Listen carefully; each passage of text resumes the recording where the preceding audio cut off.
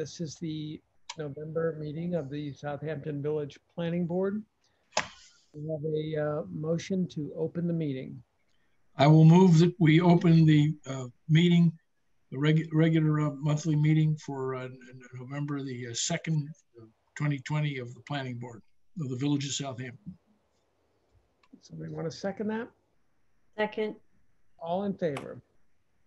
Aye. Aye. Aye. Would you share your screen with the agenda?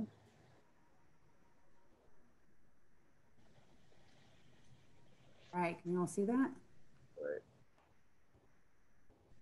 First item on the agenda is an extension request, which the applicant has requested an extension until extension of consideration of their extension request till December 5th, 2020. Is that correct, Kathy? Yep, that's right. They don't want an extension to December 5th. They want to not have it considered until December 5th. Right. No, yeah, they're just asking to extend the approval through December 5th. But it's already November 5th, 2nd. So they only need 30 days extension? Yeah, I guess so. Okay, so in other words, we could vote on that now to grant them the extension to December 5th. Yes. All right. Well, if it requires a motion, I'll make the motion that we're giving them another month to the next regular meeting. Somebody want to second that? Second it. All in favor? Aye. Aye. Aye. I believe that was 5 ayes, Antoinette. So that's extended until the December 5th meeting. We now move into the public hearing. Now this is, I don't think we've had public hearing. And if we have, maybe I'll just go over with the folks who have, who are waiting in the online in the Zoom watching this. Typically the way the public hearing goes is the applicant makes their presentation. Board may ask the applicant some questions regarding their presentation, and then the floor is open to those in the public who would like to make a comment about the application. So we'll follow that order of speaking. Once the floor is open, anybody watching who wants to make a statement, I believe there's a way on Zoom to raise your hand. Is that correct, Antoinette? Yes, and we do have Gil here, and I can promote him for this application when you're ready. So just once Gil is done, and once we finish asking Gil questions, anyone in the audience who wants to ask anything about the Robinson application, just raise your hand and we'll hear what you have to say. Thank you. So Gil, the floor is yours. Okay, Gil, I just need you to put your camera on and unmute yourself. Yeah. Good. There we go. Okay, can everybody hear me? Yes. Can't see you, but can hear you. Can you hear me? Mr. Chairman, we should probably just say that we did receive the affidavits of posting on this. Regarding the affidavits opposing to make this legitimately a public hearing. Correct. We have received the affidavits of posting for this public hearing. Correct. Alice, should they open the public hearing though? Did they do that? We should make a motion to open it. Oh, okay, I'll make a motion that we open the public hearing on the Robinson application on Old Town Road. Second. All in favor? Aye. Aye. Aye. If you're affirmative, Roy, then the ayes have it. Ayes have it. All right, Gil, are you there? I am. Can you hear me? Yes. Oh, Yes. okay, I'll try to make this as brief as possible. You know, this is an application that's been around for some time and actually started about 10 years ago. For the information of the public, it's a proposed 2-lot subdivision of property located on the corner of Old Town Road and Herrick Road in the R12.5 zoning district. Both lots actually exceed the R12.5 size requirements, lot 1 being 14,737 square feet, and lot 2 being 16,433 square feet. As the record indicates, and as I submitted in my letter of September 17th, this project received variances from the Board of Appeals on December 17th, 2009. And subsequently, this board granted sketch plan approval, and a negative declaration was rendered in 2010. Actually, looks like in January, February of 2010. Then in March of 2011, we submitted an application for final approval, paid the fee and so forth, and also had filed with the Suffolk County Department of Health Services. Now, what happened was that the health department required a board of review hearing, the results of which I mentioned in my letter. And what it did was to require, in order to grant its approval, that we sterilize certain other property within the same groundwater management contributing zone, contributing area to the subject property. And that took us a number of months, if not years, to achieve. In fact, we were able to acquire and then sterilize some property in the Hillcrest area. And I believe Kathy Eisman has a map that can show where that, an aerial photograph that shows where that property is located. If you're familiar with that area, it's adjacent to and across the street from the King's Chapel Church of God in Christ. And you can see that the property that was sterilized outlined in blue, which is on the south side of Hillcrest Avenue. This was determined by the health department to be part of the same groundwater management contributing area as the subject property, and we therefore satisfied the conditions of the health department approval. There were covenants filed with that property that it cannot be developed, cannot be used for any purpose which would result in the use of water supply. That took quite a bit of time. I can tell you when we actually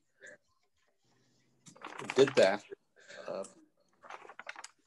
A deed was effectively recorded and some covenants and restrictions were filed with the Suffolk County Clerk's office for the latter part of last year.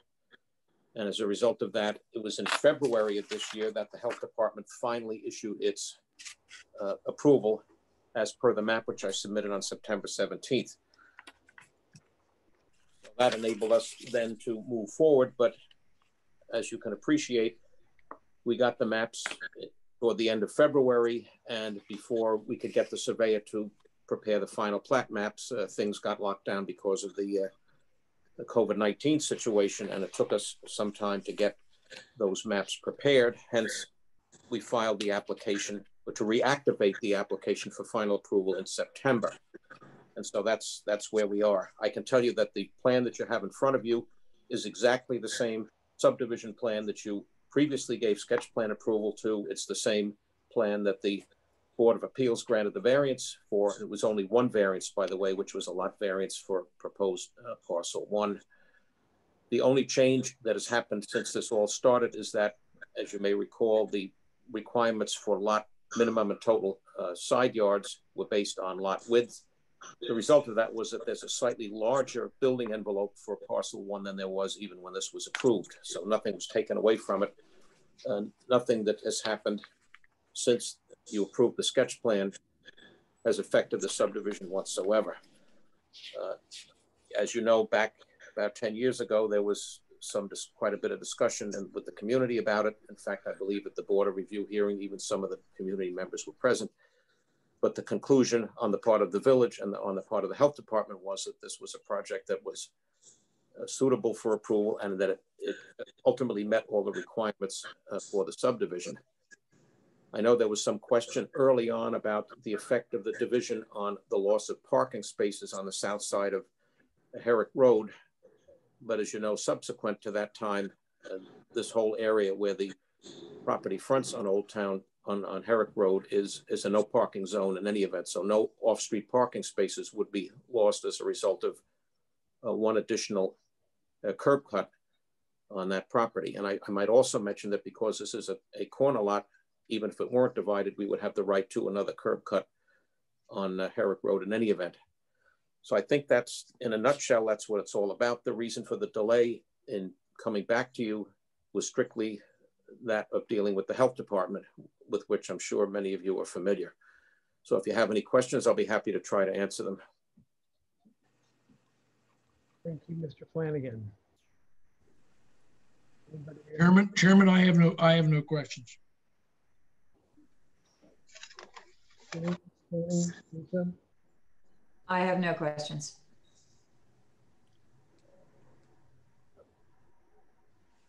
Does anyone in the audience, Antoinette, have their hand up to speak? You're up. A hand just went up. Yes, so Linda Kurtz. Let me move her over. 1 second.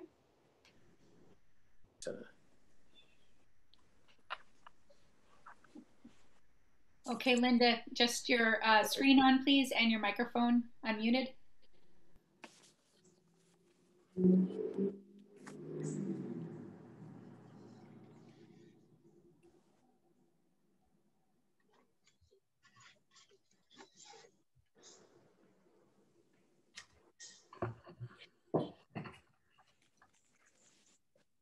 you hear me? And I can hear you. Yep, there we go. Hi there. Good evening, everyone. My husband and I reside at 285 Old Town Road. And first, I would like to request to adjourn the public hearing. Due to COVID, we never received the notification from Mr. Flanders because, Flanagan, I'm sorry, because there must have, due to the mail, not forwarded to our 285 Old Town address as we're residing here currently due to COVID. So we haven't had an opportunity to speak to council about this subdivision. I know it's been long in the making, hearing from Mr. Flanagan now, but we are new to this. In addition, our neighbors are in England and likely have no notice of this hearing because they have been unable to come to Southampton due to COVID.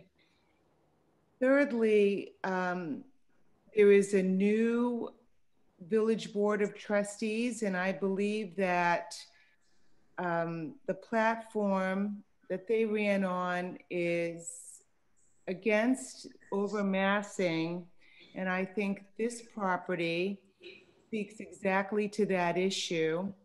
If lots of this size were all permitted to subdivide, the population of our village would look very different. And again, most importantly, neither myself or my husband have had any opportunity to really review this, having just got these documents by chance this past weekend.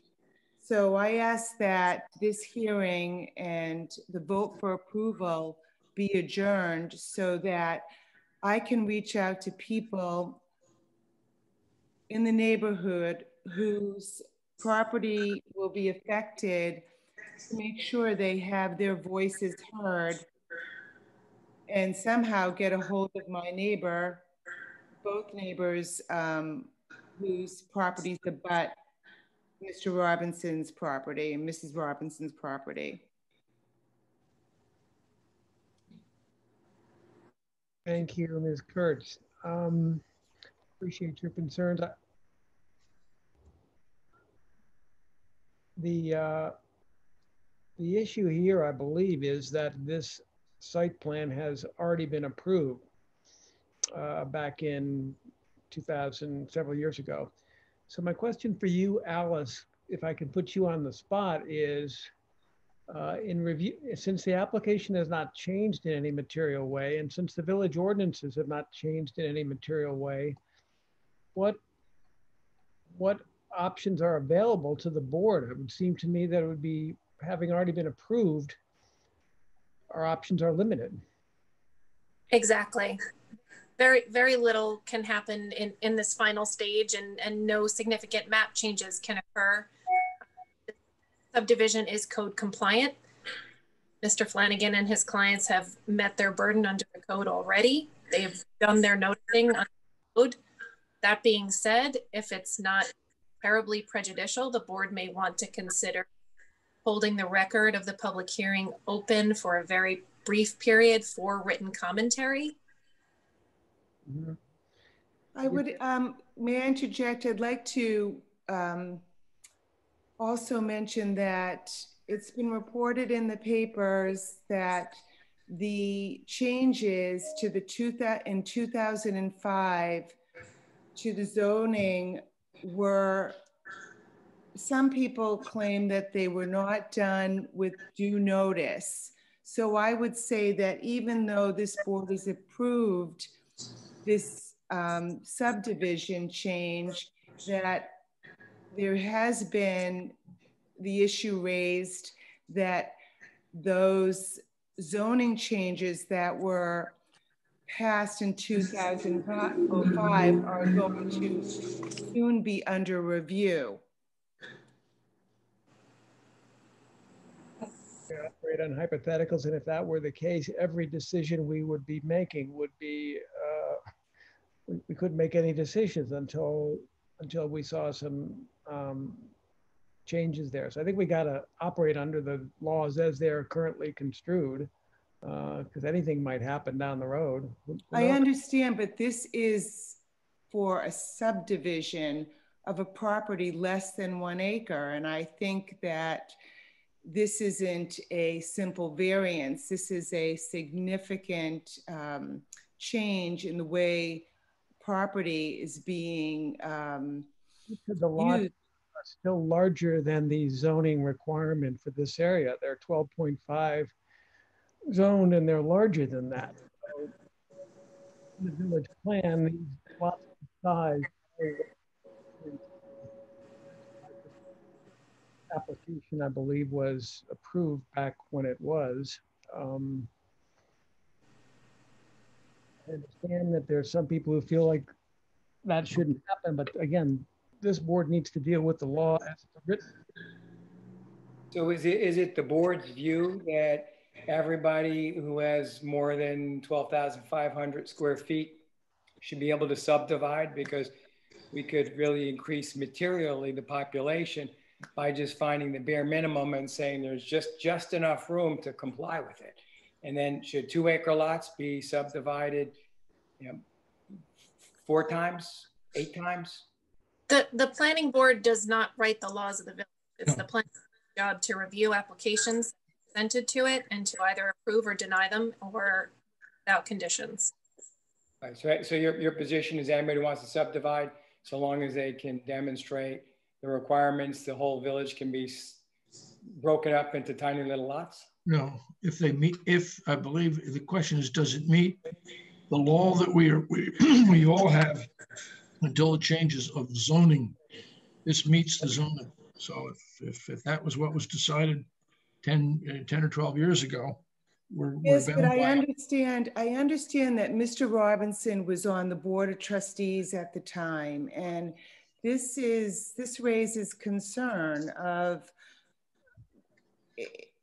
I mean, we went through the ARB process, the planning board process, and making very, very simple changes, and neighbors have come to us, and when we were at 50 Fox Hollow, and very simple changes met with vigorous approval process. And I find this to be actually astounding that you would even, that you considered doing this. And it sounds like we weren't there back 10 years ago, but that it meant with considerable opposition. So perhaps now is the time to hit pause and allow the Robinson neighbors to make sure, especially in time of COVID, that we can really review this, speak to our attorneys and our neighbors on this matter, because I think this is a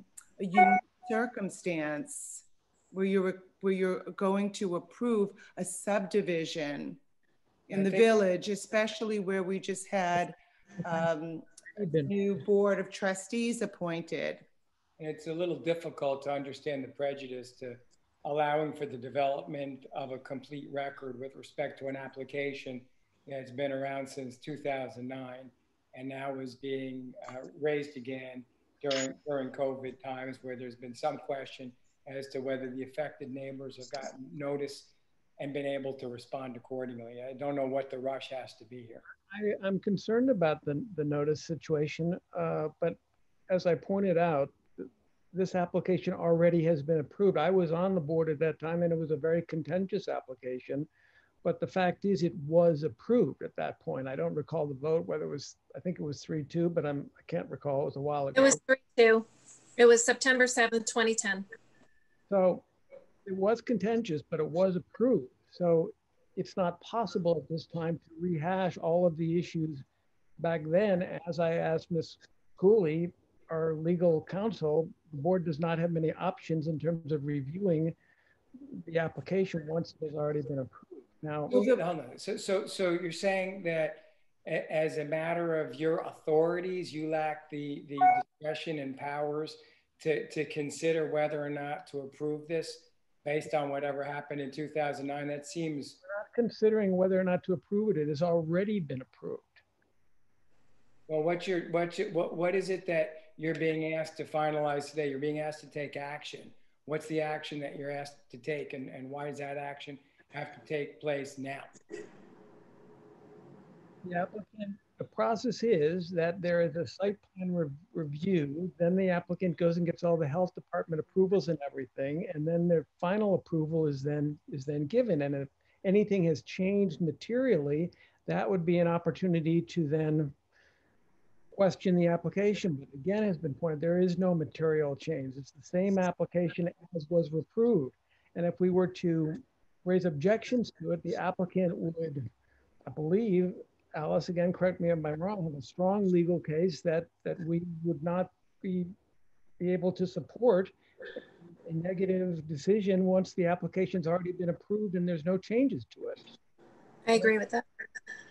Well, except you could have a more complete record. And what diligence has the board done on the representations that have been made with respect to the remedial action taken on whatever that was, sanitizing properties? Has that just been accepted based on what was said today, or has anybody studied that, gotten opinions on it, and confirmed that that condition's in fact been satisfied? Kathy? I can speak to that if you'd like. I mean, the Board of Review has issued a determination and they have their health department approval. The health department takes this very seriously, and they look at the property, they make sure that it has not been developed, and they make sure that there's a covenant in place that it will never be developed. So that transfer density has occurred. And the map that I have up here isn't signed, but we have a copy that has been signed by the health department saying, yes, this is approved by the health department. And that's the agency that looks at the groundwater issues with respect to sanitary density. Well, as I started off saying, we are only now, due to COVID, receiving notice of this significant change in the neighborhood. And I know that my neighbors are in England and were unable to attend their summer home, which they do every year. And I'm sure, very unlikely, that they have had notice of this hearing. And I think due to COVID, you're talking about something that has been going on for 10 years now. This is inappropriate to file for this, not at a true public hearing.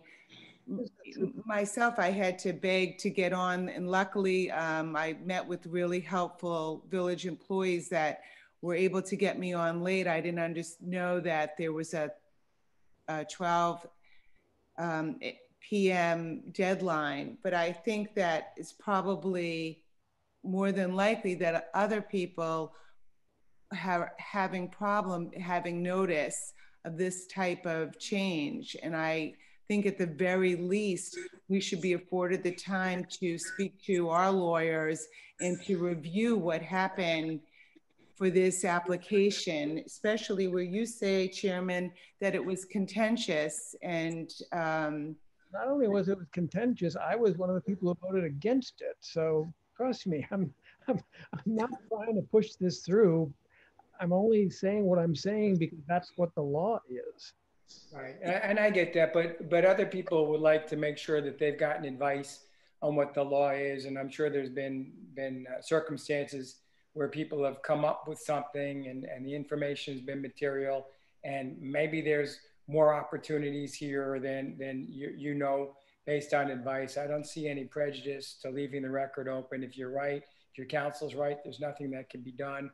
Your discretion is somehow blocked up based on what you did before and based on the approvals that have been achieved through health, then you'll be where you'll be. But I can't see that there's any prejudice to allow some of the neighbors to consider their rights and to bring to your attention any relevant authority that might allow you to reconsider something on a full record. And so at least at a minimum, we ask that this be held open so that further materials can be submitted if appropriate. Roy? Roy? I believe the applicants then notice. Roy, can you hear me? This is Alan.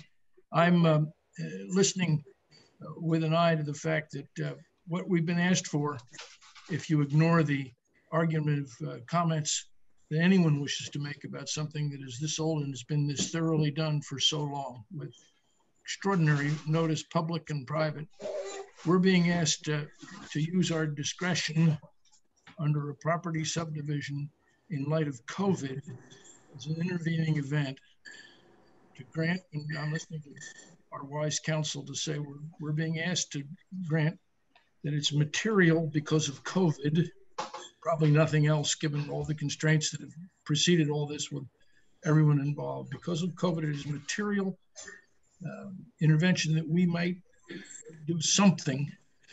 The suggestion was obtain, and this is unfair to the applicants and anyone who has other views, but we might obtain written submission in time for the next meeting of anything that is material with respect to this application that requires review under all the items that were cited probably 12 years ago, 10 years ago, and so forth. The fact that there was opposition, we've got a lot of those going on right now. This happens all the time. This is why we have boards. This is why the rules are reviewed. We can't argue the merits. It's already been decided by a prior board. But if that would probably be the only thing I would support, written material given with plenty of notice, not at the last minute, plenty of notice of anything that is materially involved that requires this continued public hearing to be continued. If not, I think it is our duty legally with everything that's come before it to approve it as it is. If we could even do a contingent approval right now like we did before for the water department and say it is approved unless in our judgment something material has come up which requires I wouldn't recommend. And the rest of the stuff that's been cited is unfortunately legally irrelevant to us or anyone who sits on this board. And if the applicants are really upset, I guess they could bring writs of mandamus to the trustees to remove everybody who's on the board. There are all sorts of things you can do if you're upset, but that's not before us. It's not fair to anybody. So that's the only thing I could go along with. It's sort of remarkable to suggest that the COVID is some minor matter that's not somehow relevant to notice to people who are affected and an opportunity to comment. And nor do I think it's appropriate to sort of decide that people can file special proceedings and seek writs of mandamus to remove all the board members rather than simply to leave the record open and allow it to be developed so that the board can consider all the facts and all the impacted parties. Seems pretty extreme to me. I believe earlier in this meeting, we offered to leave. Mr. Chairman, may I be heard? Mr. Chairman, I'd like to be heard on a couple of matters if I could. Could I hear what Mr. Piazza say? I believe that earlier in this meeting, we offered to leave the public part of this matter open for a couple of weeks for written comment, didn't we? Well, we've considered that suggestion. Yes, I don't want that to go unheard. Right. No, that's great, but I haven't heard it get adopted, but I did hear that was a possibility. Mr. Chairman, It's very much a possibility. I don't think you hear me. Recognize Mr. Flanagan. Yeah, no, I've listened to what's been said. Maybe I didn't mention it before, but when it came before the Board of Zoning Appeals a number of years ago, some of the neighbors did challenge that decision, and their challenge was overturned by the State Supreme Court in Riverhead. So not only has there been considerable public input to this application, but it's already been judicially reviewed and found to be proper. There's, as has been pointed out, there is no change in this subdivision since it was approved by you and by the Board of Appeals, and it now has the Health Department approval. I really think there's no choice in the matter but to proceed apace with this application. I would not be in favor of keeping the matter open, especially for all purposes, and I would not even for written submissions only. I think the case speaks for itself, and I would request that the matter be held, the public hearing be closed. Thank you, Mr. Flanagan. Jane, Lisa? I'd like to know, for clarification, why did this come to a public hearing again if it was already approved? That's only because the way the code is written, we have to show that we've met the final requirements, which in this case was that of the Health Department, which we've now done. Okay, it just seems very difficult that this started so long ago. I understand bureaucracy takes a long time very often, but it just seems, I respect what the Kurzes are saying about this is a very different time than it was 10 years ago, but I see your side also, Gil. This was a said and done deal. It puts us in an awful predicament when the public is asking to be heard and we're basically saying, well, law says no. Yeah, the fact of the matter is nothing has changed with the law since this application was approved, except for the minimum and total side yard setbacks, which in this case actually were advantageous to one of the lots. So nothing legally has changed. And the fact that there may be a new board of trustees that may have things that they want to do about cutting down development, that's a legislative matter. The fact of the matter is that this property in this area is zoned for this use, and not to approve it would be, I would think, would be extremely arbitrary and capricious. Mr. Chairman, I think we should move toward a vote. The question is whether we want to consider this in advance of our council to perhaps hold this over for another 30 days and invite any of those who feel they have the opportunity to speak because of COVID difficulties in notification, make their feelings known. Even given the fact that unless something material comes to light, it has no authority to turn the previous approval. Is that where we're at? Yep. Is there a chance that that could be done conditionally? Conditional on what, Tony? If we vote tonight with the condition that if anything material surfaces. Well, I would. That's a Motion should be to hold over, to adjourn for 30 days. Let's just vote on that motion to adjourn for 30 days, during which time we will entertain written commentary on this application from anybody who was noticed, but did not feel they had the opportunity to come to this meeting because of where they are located or because they had difficulty getting notice. Yep. Correct. Yeah, I would strenuously object to that given all the circumstances and given the fact there's been no change in the law. And I'm not sure what the prejudice is of this, that effort to get this done without hearing members of the public sounds concerning. I don't understand.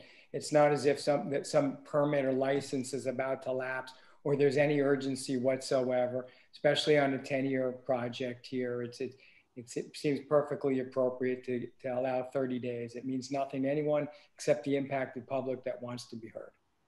And presumably the board that would probably want to get all the facts. if this board should decide to adjourn it, and I'm not saying by any means I agree with it. In fact, I oppose that concept, but if it is, I would strongly, respectfully request that it be for written submissions only. I think that's appropriate. I agree. So let's see what the board thinks. Put together a motion. Alan, do you think you can put together a motion? Yeah, I'll try. Let me give it a try. I will make the motion before the board that this public hearing will be final as of the 5th of December, unless at that meeting, when we ratify that it's final, we have received, in the opinion of the board, with advice of our counsel, written submission, at least, I'm thinking about Thanksgiving, at least by the 23rd of this month, because it needs to be prompt because we got a Thanksgiving holiday coming up. By the 23rd, we have received written submission of something material that calls for a public hearing to be reinstated. That'd be my motion. We approve that if we receive in writing from, I guess we have to ask the applicant to review, given the COVID situation that affects us all, to make sure that notice under our current laws, which again, everything's changing in that regard, period. But the written submission under our COVID laws has been given to relevant parties under the requirements of the village statutes. So subject to the notice being given to them, again, we get written submission by I'm picking the 23rd. Somebody else can pick another date of something material that would allow us not to confirm this application without any further hearing. Mr. Chairman, if I might make one observation, if there are submissions, I think the applicant should be given an opportunity to review them and respond. Maybe we could establish a schedule for that. I think that would be appropriate. I think that's a good idea. I agree. That's why I was trying to pick a date. And that let's say we would have a week after whatever that date is to respond. And I also would point out that the notices were sent out by mail and the property was posted all in accordance with your code requirements. That was noted. Thank you. Thank you. I assumed Mr. Flanagan, after a long experience, that would be the case. But I just now, in light of the intervention of what the guys used to call force majeure or something like that, we are going to make doubly sure that it's been effective under COVID. Well, you have an affidavit of mailing that stands for that proposition, just so you know. No, thank you. Somebody want to second Mr. McFarland's motion? I don't think we have established the schedule yet, and I think we should do that. Or wouldn't you want to actually have the motion approved? We have a schedule established? Well, the motion should have the schedule, I think, Roy. That's why I picked the 23rd, to give time before the 5th for the applicant to deal with anything that may arise, and the other people to catch up with a decent time. That's what, 20 days? And 10 days after, that's about 30. So our next public meeting is December 7th. So we're giving the neighbors until November 23rd to submit their opposition. And then Mr. Flanagan needs at least a week, I imagine. Gets us to our work session, which is on the 30th.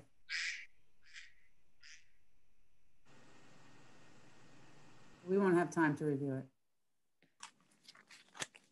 But we will have time to review it before our next public meeting. Yes. So Alice, can you just clarify, are we actually closing the public hearing subject to written comment?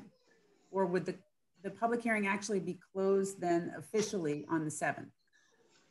We'll close it for all purposes on the 7th, and we'll close tonight's public hearing. Okay. Okay, so for secra, we have, we looked at doing an updated negative declaration. I guess that can be held off also until the 7th. I think we should vote on it tonight. There's Okay. nothing there. Yeah, it's just reiterating everything that had been hashed out in 2010.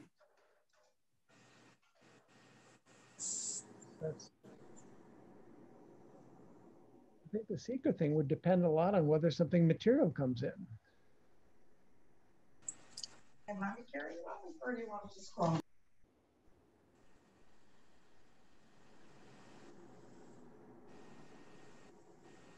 Part of the secret thing is whether the subdivision has a lot to do with changing the character of the neighborhood.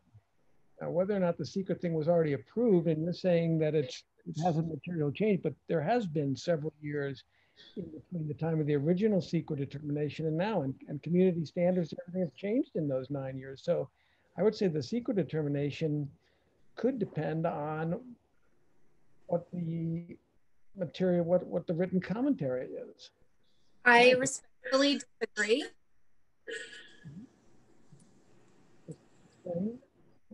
I don't see how community standards would change this negative declaration.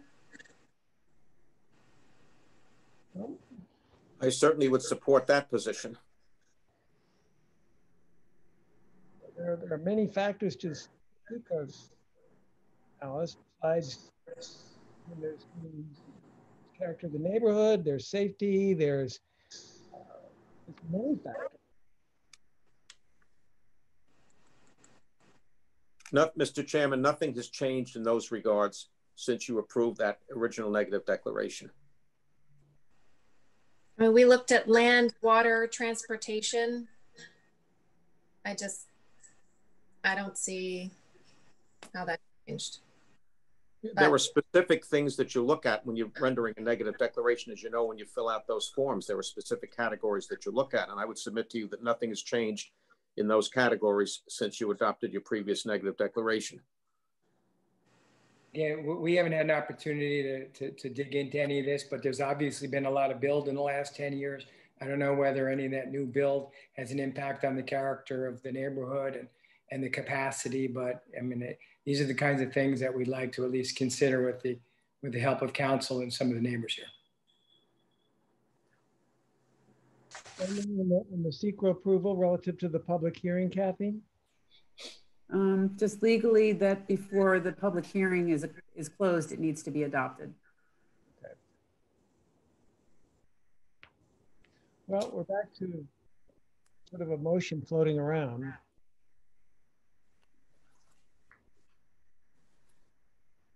I would submit you, if you're going to proceed in this fashion, you could close it. You should keep it open for, keep it open for written submissions only. Why won't we have an opportunity to be heard? I don't understand why it's a problem for neighbors and people in the community who are members of the village and residents of the village to have an opportunity to, as my husband said, review these documents, get up to speed, and also to submit written, any written opposition, and then to be part of the hearing, the public hearing, I guess on 12/7/2020. And it's not as if this moves things along or provides any speed or other benefit. It's just an effort to limit the ability to raise concerns. I think the board should maintain its ability to address any issue that's appropriate to address when the time comes. I mean, I understand Mr. Flanagan's got a client here and he's got an interest, but I don't see why there's anything to be gained by having some limitation on what can be presented. The board's going to have an opportunity to rule on the 7th,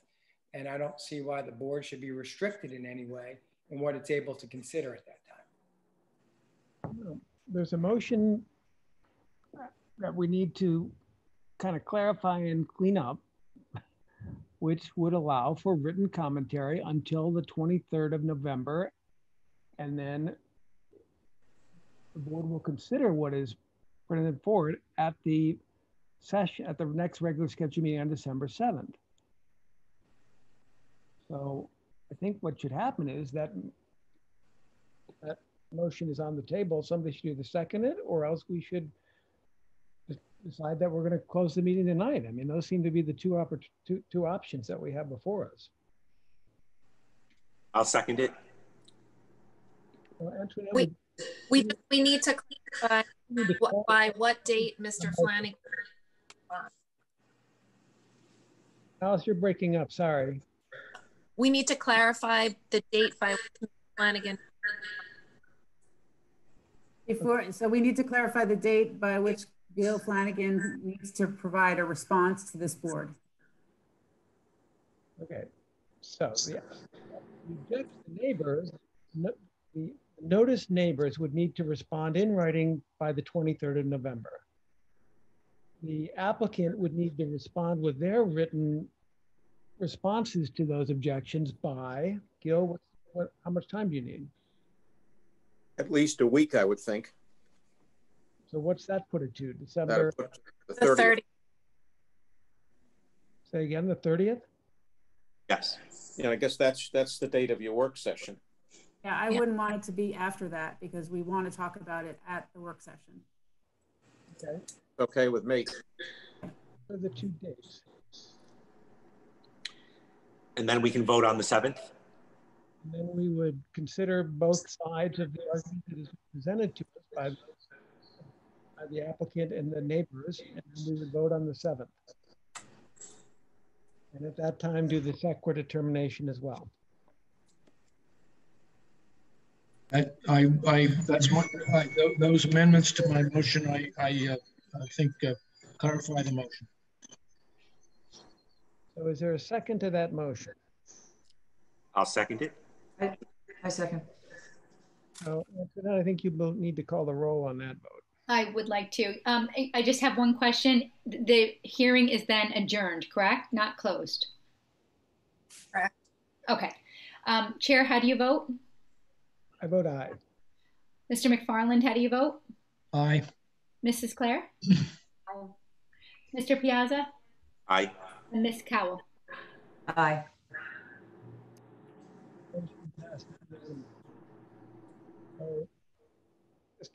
Linda, the Kurtzes, we will hear from you, and anybody else that you want to advise to send us written notification of their concerns by November 23rd. And we will get those objections to Mr. Flanagan, and he needs to respond by December 3rd. They will consider both sides of the argument at our work session and vote on it on our next scheduled meeting in December 7th.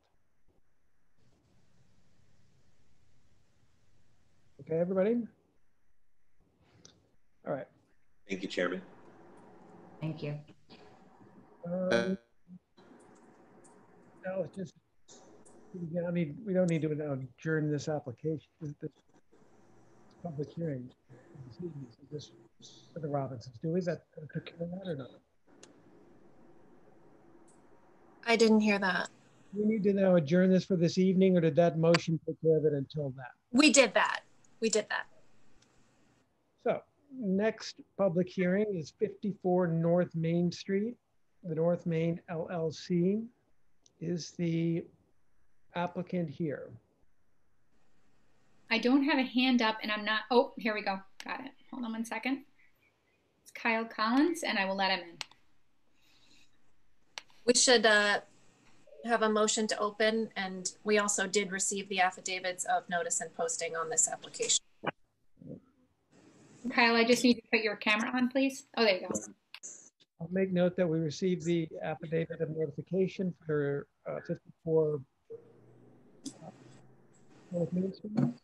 And somebody like to make a motion to open the public hearing. So moved. All in favor? Aye. Aye. Aye. Aye. It's unanimous. Please state your name and address. And sure. Kyle Collins, KPC Planning Services, 16 Library Avenue, West Hampton Beach. Here on behalf of the applicant, North Main Street LLC. The subject of this sketch plan application is located at 54 North Main Street. The site is approximately 72,740 square feet, currently developed with a 5,384 square feet, one-story multi-tenant office building in the front of the lot, and a 2,400 square feet workshop associated with a special trade contractor use in the rear of the site. Subject site is split zone between the R20 in the front, which requires a minimum of 20,000 square feet. And the rear of the site is located in the R7.5 zoning district, which requires a minimum lot area of 7,500 square feet, excuse me. The two existing uses are non-conforming. The office, multi-tenant office building, as well as the special trade contractor use, as well as the existing buildings are non-conforming as they don't meet the current setbacks. The proposal is to subdivide the subject parcel into two lots, the rear lot being 40,000 square feet, and the front lot would be 32,742. The application was presented with two alternatives. I'll focus more on the flag lot alternative, given that the planning board at their work session seemed to prefer that alternative, and the applicant does not have a problem with providing that alternative. Again, the 40,000 square foot lot would be access to North Main Street via 15-foot wide flagpole, or it's actually 18-foot wide flagpole, and the minimum width of the pavement providing access to that rear lot would be 15 feet. The existing curb cut would not change. There's actually two curb cuts onto North Main Street. The proposal that the southerly curb cut would provide access to the rear lot. The proposal is to eliminate the one pre-existing non-conforming use, that being the special trade contractor use and the wood shop that is associated with that use in the rear of the site, and it would be developed with a single family home. I don't know, Kathy, can you put up the neighborhood map? I'm not sure if you have that available. I think is it in this that you submitted? It should be. There it is. Okay, it's a different, of course, we got north in the other direction now, but. North is actually in the bottom of the page, east being to the left, and west being to the right. The character of the neighborhood is single family surrounding the entire site. As you can see, as indicated on the parcel, there's a range in lot size going from the smallest is a 9,600 square foot parcel, which is to the southeast corner of the site, and up to a 39,800 square foot, which is a flag lot just on the north side of that site. So the parcels that are being proposed, particularly the one that's going to be redeveloped, the elimination of the non-conforming use, it's going to be 40,000 square feet, substantially larger than the minimum lot size in the R7.1 zoning district, as well as larger than the existing developed residential parcels that surround the subject lot. That's basically a rundown. I did do, and just to put it into context, did submit a yield map if the entire parcel was redeveloped, that being eliminating the office building use and the special trade contractor use in the rear. You would get the minimum square foot of a 20,000 square foot lot in the front, and 3 parcels meeting the R7.1 zoning district requirements. I just put that into context. This is not what we're asking for, and it's just see what the as of right subdivision under the village zoning is. And with that, I'll open it up for questions from the board. Thank you. Kyle, I have one question. Did you, the one-story office building on lot 2 would stay as it is? That's correct. Okay. Yeah, Tony, I agree. I'd like Mr. Carl to take that one out too and build a lovely house there. That would be nice. That would be really nice. But that's not in front of us. As long as it's a flag lot, it seems to me, my view is that this is meets all the requirements that are regularly before us, and that particularly when you look through behind the neighborhood behind it, which is filled with its own set of issues. I think that just to the north is that home that's up there on Layton. So I think this is an improvement to the neighborhood.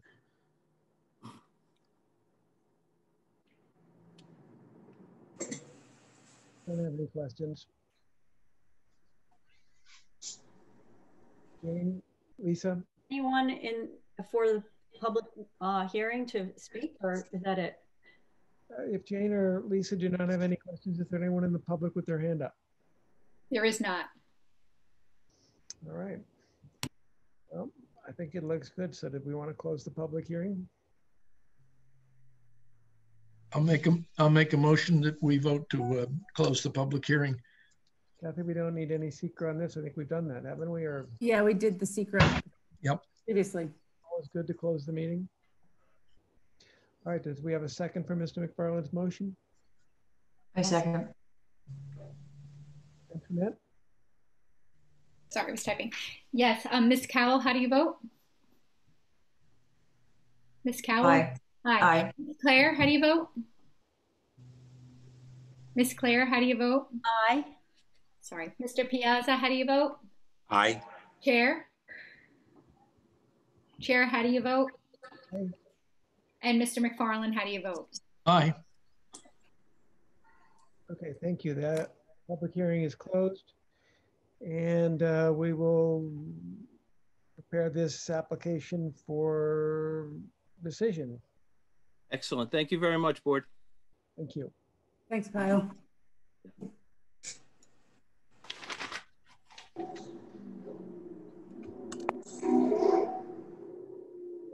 Decision section 99 Sanford Place LLC.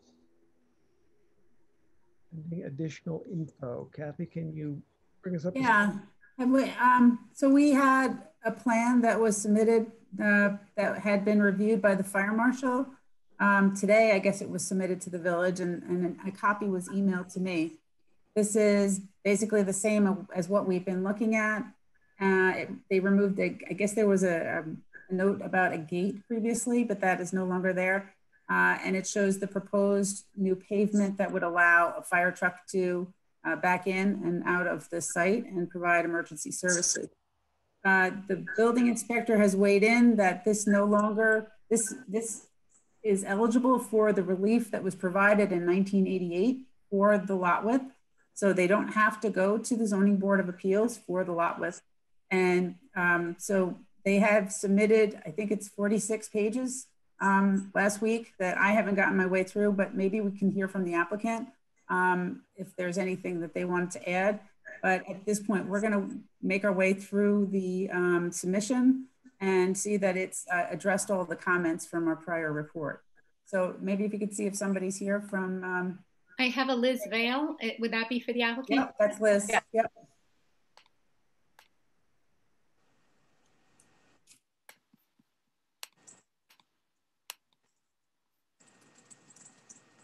Okay, Liz, just camera on and unmute yourself, please.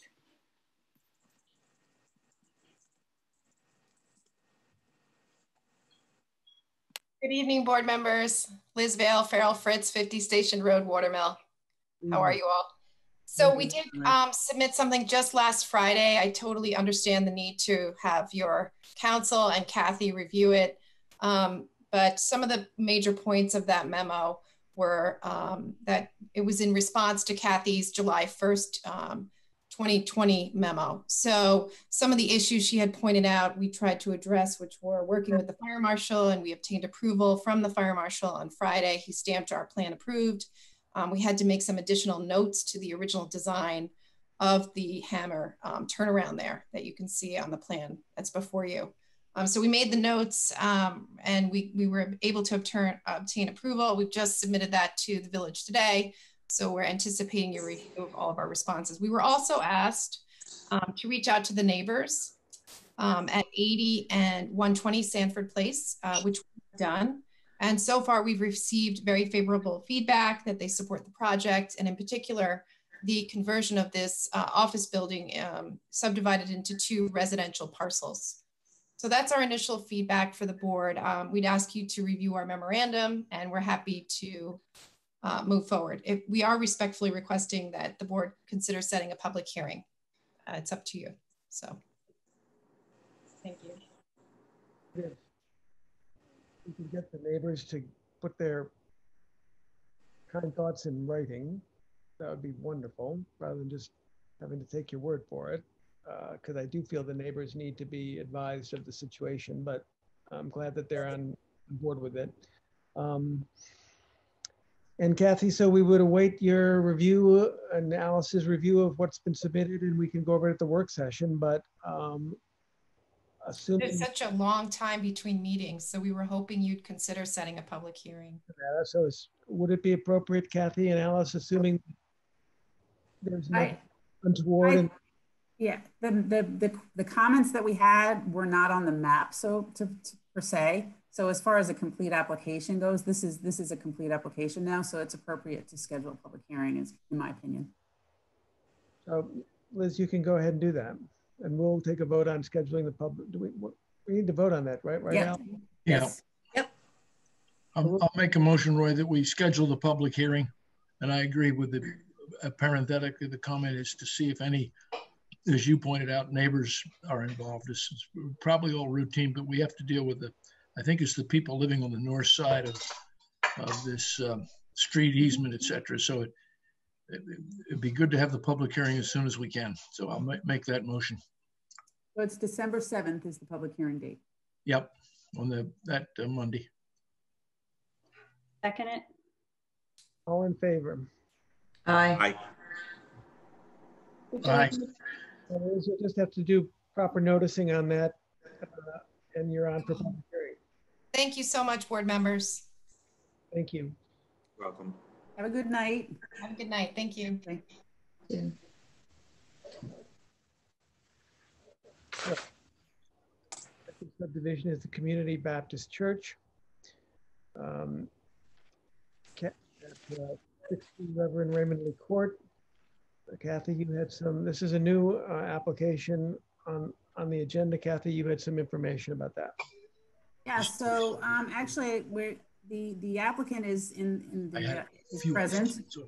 This is a subdivision that involves a church property and a property that's developed with a residential structure. It's in the light industrial zone, and it actually was 2 lots previously. They're coming in at this point. It's the sketch plan phase of the subdivision. And as far as the sketch plan phase goes, they have a complete application. So it is appropriate on this one as well to schedule a public hearing.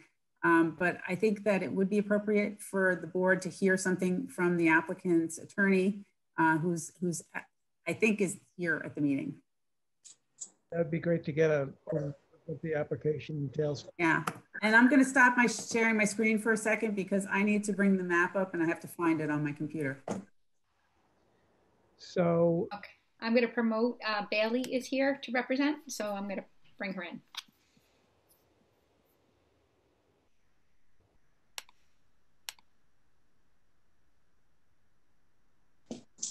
There you go. Bailey, if you could just put your camera on and unmute yourself, that'd be great.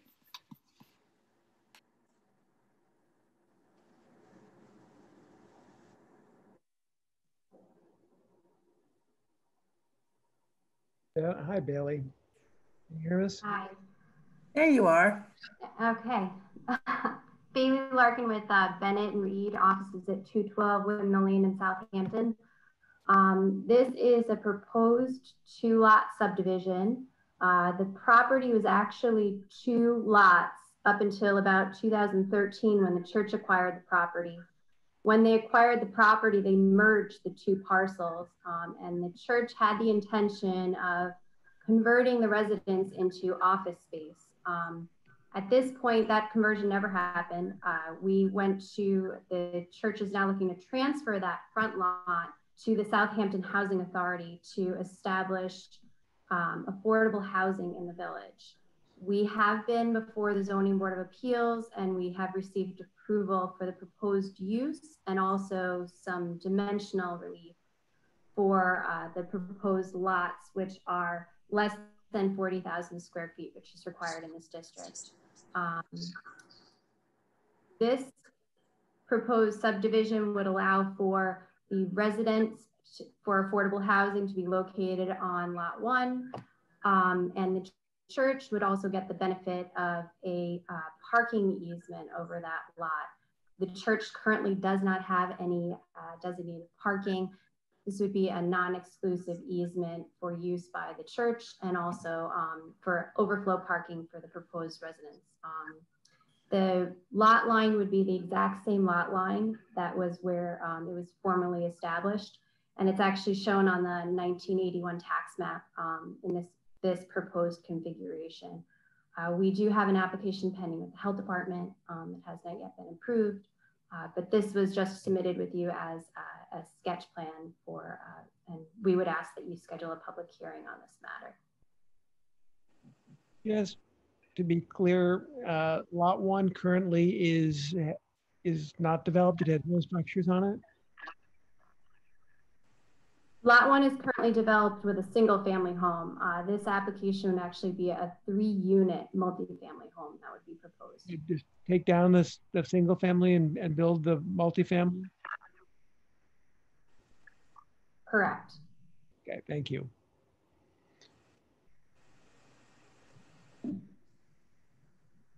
Great. So Kathy, again, tell me that the application is complete. So what are we looking at that needs to be done to consider the application? Nothing. We just need to schedule the public hearing. We do need to schedule a public hearing. We will need to do the secret review between now and the public hearing, so that way the board can consider a secret determination. And you'll be able to get that done before the next meeting? Yes. Okay, great. All right. Does anybody else have any questions? Sounds good.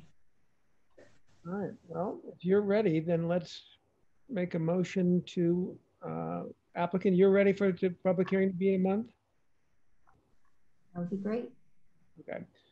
Yeah, I'll move that we have a public hearing. Let's get the applicant in there. I think we are probably a board, although we don't plan, that need, particularly with this parking thing we're going to do, to take notice of the growing community need for this housing. So I think given the area and what's there and everything else, this is pretty responsible stuff is my observation. So I'll make a motion that we schedule a public hearing on this matter for the 7th of December. Second. All in favor? Aye. Aye. Aye. I think everybody voted. Did everybody vote aye? Yes. Okay. Motion passes. Lisa, you're on for public hearing of December 7th. Yes. Yep. Krista Alexander. Okay, moving on. I'll get back in a minute.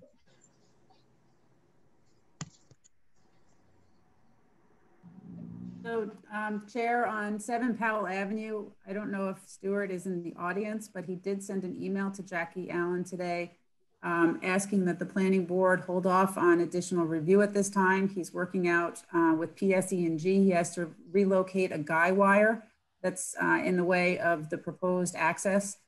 So that's a change in the access that he was proposing previously across MTA property. He's proposing something different now. But in order to make that happen, he has to get that guy wire relocated. So he asked that we hold off, and so I'm going to interpret that to be that he is requesting an adjournment. That's more than enough for me. Okay.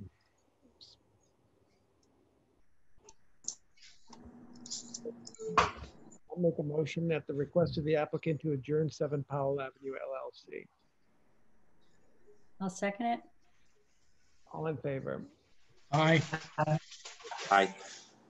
And that would be to the next meeting and have it at the work session, unless we hear otherwise.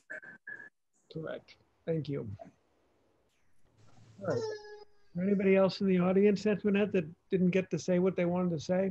I have no more hands up. Okay. Great. Well, that concludes the items on the agenda for consideration. We do have minute approvals from everybody's had a chance to look at them. I saw a few changes, grammar and a few wording changes, but I think everybody's probably okay with it. So if somebody wants to make a motion to approve those, you can go ahead with that. I'll make a motion to approve the minutes of October 26, 2020. Second.